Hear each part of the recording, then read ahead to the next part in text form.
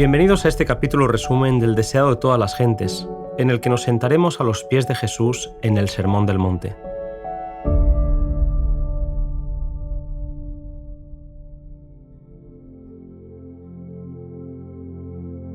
El Sermón del Monte, aunque dado especialmente a los discípulos, fue pronunciado a oídos de la multitud.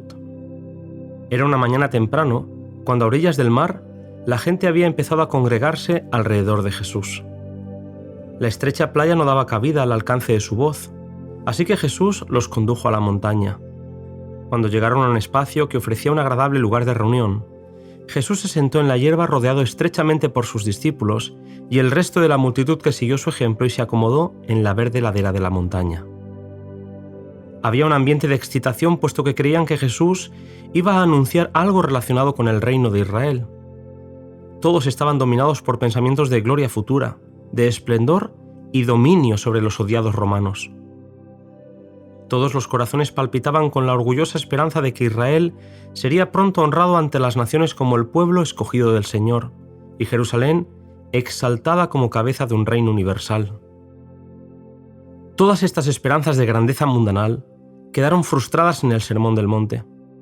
Corrigiendo los errores de la falsa educación recibida, Jesús les enseñó algo infinitamente mejor de lo que habían conocido antes.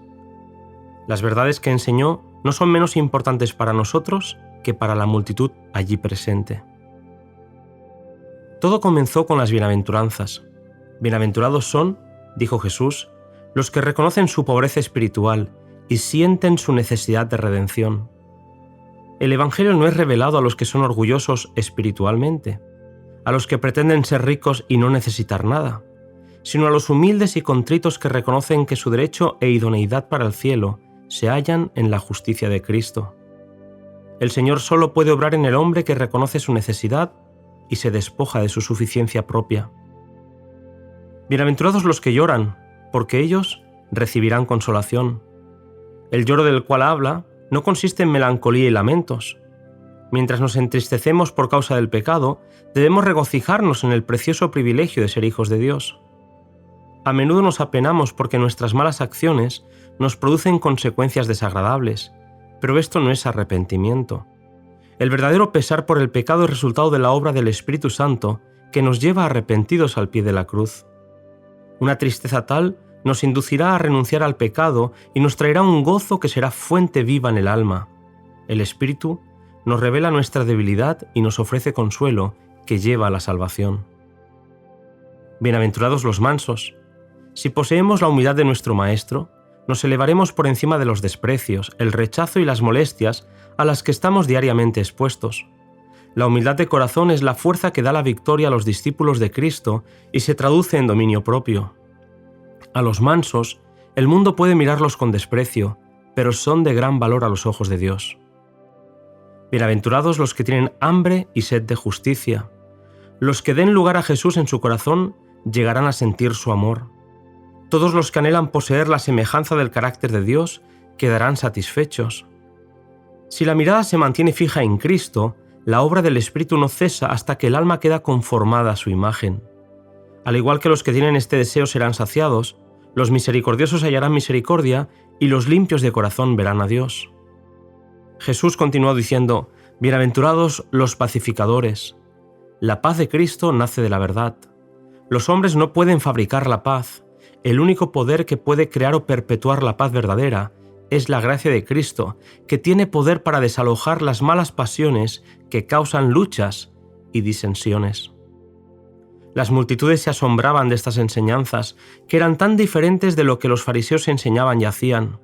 Para ellos era muy agradable ser llamado rabí, ser alabado como sabio y religioso, y hacer ostentación de sus virtudes delante del público. Jesús declaró que las ganancias y los honores terrenales eran toda la recompensa que tales personas recibirían jamás. Bienaventurados los que padecen persecución por causa de la justicia, porque de ellos es el reino de los cielos. Bienaventurados sois cuando os vituperen y os persigan, y dijeren de vosotros todo mal por mi causa mintiendo. Gozaos y alegraos, porque vuestra merced es grande en los cielos, porque así persiguieron a los profetas que fueron antes de vosotros. El mundo ama el pecado y aborrece la justicia, y esta es la causa de su hostilidad hacia Jesús.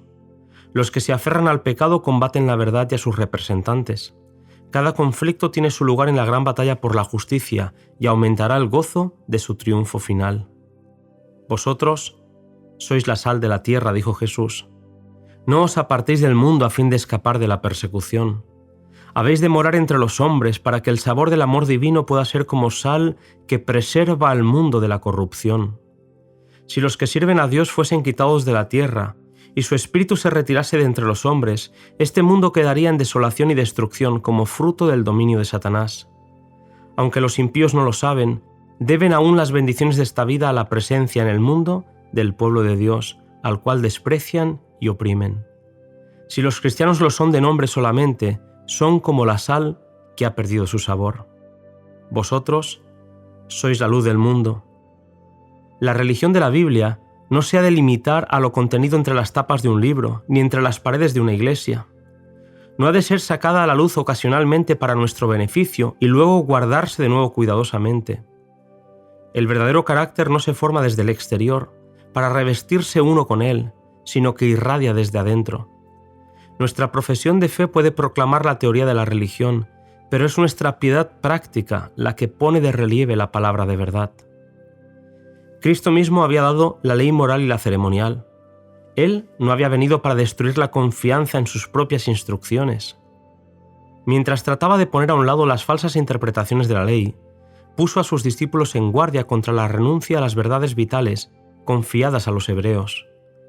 Los fariseos se jactaban de su obediencia a la ley, pero conocían tan poco de sus principios por la práctica diaria que para ellos las palabras del Salvador eran como una herejía. Sabiendo lo que estaba pensando mientras hablaba, dijo: «No penséis que he venido para abrogar la ley o los profetas. No he venido para abrogar, sino para cumplir». Su misión en este mundo consistía en vindicar aquella ley que se le acusaba de querer violar. Si la ley de Dios hubiese podido cambiarse o abrogarse, Cristo no habría necesitado sufrir las consecuencias de nuestra transgresión.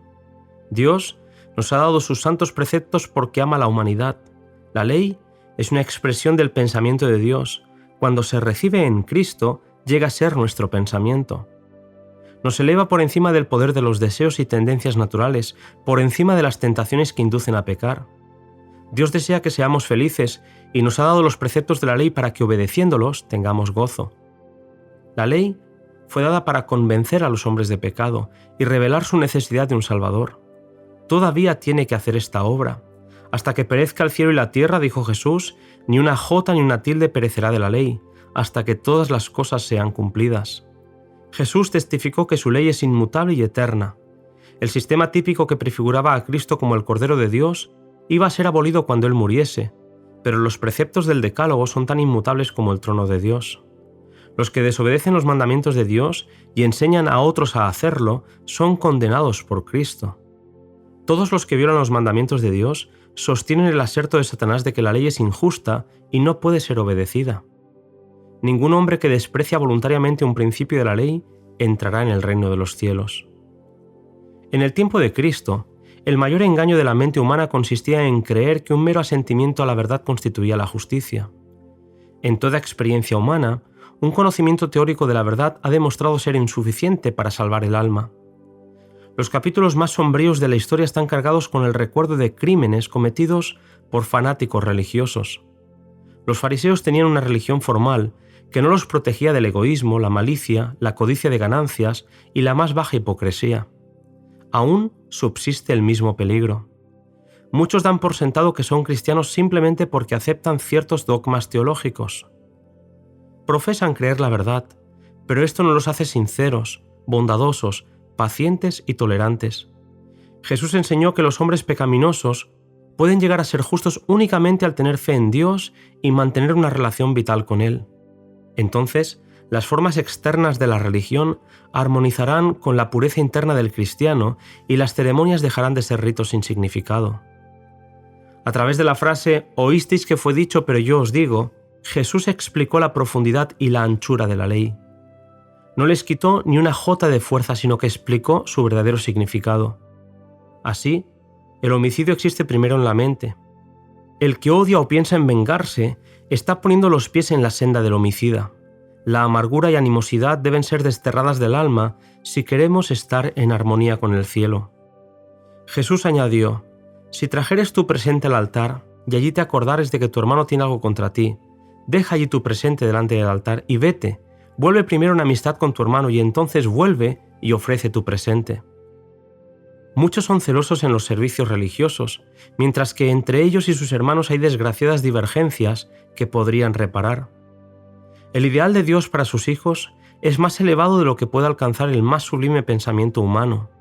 Sed pues vosotros perfectos, como vuestro Padre que está en los cielos es perfecto. Esta orden es una promesa que implica la obra de Cristo por el Espíritu en cada creyente. Satanás se alegra cuando oye a los que profesan seguir a Cristo buscando excusas para su deformidad de carácter, pero Jesús enseñó que no hay disculpa para el pecado. El ideal del carácter cristiano es la semejanza con Cristo. Su carácter ha de ser el nuestro, puesto que Él nos alcanza donde estamos. Tomó nuestra naturaleza y venció, a fin de que nosotros, tomando su naturaleza, pudiésemos vencer. Por su divinidad, echa mano del trono del cielo, mientras que por su humanidad llega hasta nosotros. En la vida práctica, Jesús enseñó que al dar limosna, al orar, al ayunar, no debe hacerse nada para atraer la atención o provocar alabanzas. El que más completamente se entrega a Dios es el que le rendirá el servicio más aceptable, puesto que el servicio prestado con sinceridad de corazón tiene gran recompensa. Los rostros de los hombres y mujeres que andan y trabajan con Dios expresan la paz del cielo, están rodeados por la atmósfera celestial. Ninguno puede servir a dos señores. No podemos servir a Dios con un corazón dividido. La religión de la Biblia no es una influencia entre muchas otras. Su influencia ha de ser suprema, impregnando y dominando todo lo demás. Así que si tu ojo fuere sincero, todo tu cuerpo será luminoso, mas si tu ojo fuere malo, todo tu cuerpo será tenebroso. El que desee conocer la verdad debe estar dispuesto a aceptar todo lo que ella revele y no transigir con el error. Si se conserva un pecado en el alma o se retiene una mala práctica en la vida, todo el ser queda contaminado. Todos los que eligen el reino de amor, justicia y paz de Cristo y consideran sus intereses superiores a todo lo demás, están vinculados con el mundo celestial y poseen toda bendición necesaria para esta vida. Aun los cabellos de nuestra cabeza están contados.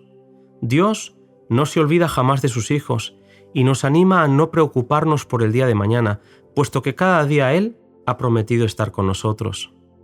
No juzguéis para que no seáis juzgados. No os creáis mejores que los demás, ni los juzguéis, puesto que no podéis discernir los motivos del corazón. Cuando criticáis, demostráis ser partícipes con Satanás, el acusador de los hermanos. El buen árbol producirá buenos frutos. Las buenas obras no pueden comprar la salvación, pero son una evidencia de la fe que obra por el amor y purifica el alma. Así, expuso Cristo los principios de su reino y demostró que eran la gran regla de la vida. Terminó con una ilustración. No es suficiente, dijo, que oigáis mis palabras. Por la obediencia debéis hacer de ellas el fundamento de vuestro carácter. El yo no es sino una arena movediza. Si edificáis sobre teorías o inventos humanos, vuestra casa caerá. Quedará arrasada por los vientos de la tentación y las tempestades de la prueba. Pero cualquiera que me oye estas palabras y las hace, le compararé a un hombre prudente que edificó su casa sobre la peña, y descendió lluvia, y vinieron ríos, y soplaron vientos, y combatieron aquella casa, pero no cayó, porque estaba fundada sobre la roca. Hasta aquí, queridos amigos, el resumen de este precioso capítulo. Nos encontramos en el siguiente, que será el capítulo 32 del deseado de todas las gentes.